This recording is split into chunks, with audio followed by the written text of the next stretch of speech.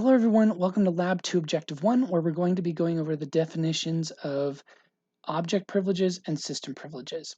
Now, Oracle has some good documentation, so I'm going to leave those as well with these videos on my website.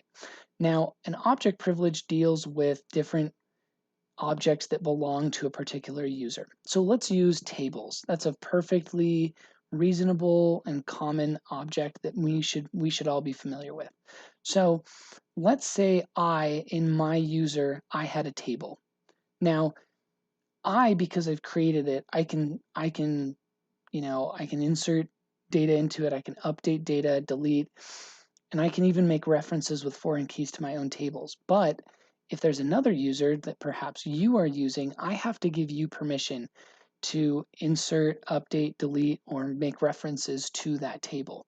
Those are object privileges. Now, system privileges are a little bit different.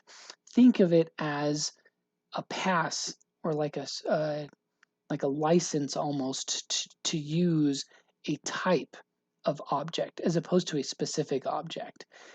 So tables, sequences, views, right? And this allows you to create a view or a table, drop, select, and there's also the special system privilege, which is any, and that allows you to create, drop, select from any table or view or sequence or other type of object, regardless of which user owns it, right? And these typically come from the database administrator. So a quick example that helps me kind of keep things straight is think about travel, right? There are different modes of transportation: cars, bikes, buses, motorcycles. I could go on, right? We'll use a car. So if you have a license to drive cars, right, you are capable of driving any vehicle, right? The law isn't going to prevent you from driving a car, right? As long as it's the same type of, class C or whatever, that type of car, right? Well, that doesn't necessarily mean that you can just walk up to my car and drive it. So you need the system privilege, which allows you to create a vehicle or to create a table or to create a sequence. But if you want to actually use a car that belongs to somebody else, you want to use a table or an object that belongs to somebody else, you need to have their permission. Just like I would give you my keys and say, yeah, you can drive my car to the store or up the canyon for a drive, right? The same thing goes for tables and views and sequences, right? If I want you to use my objects, you have to have my permission, and those are object privileges. So the license to drive cars in general, that's like system privileges.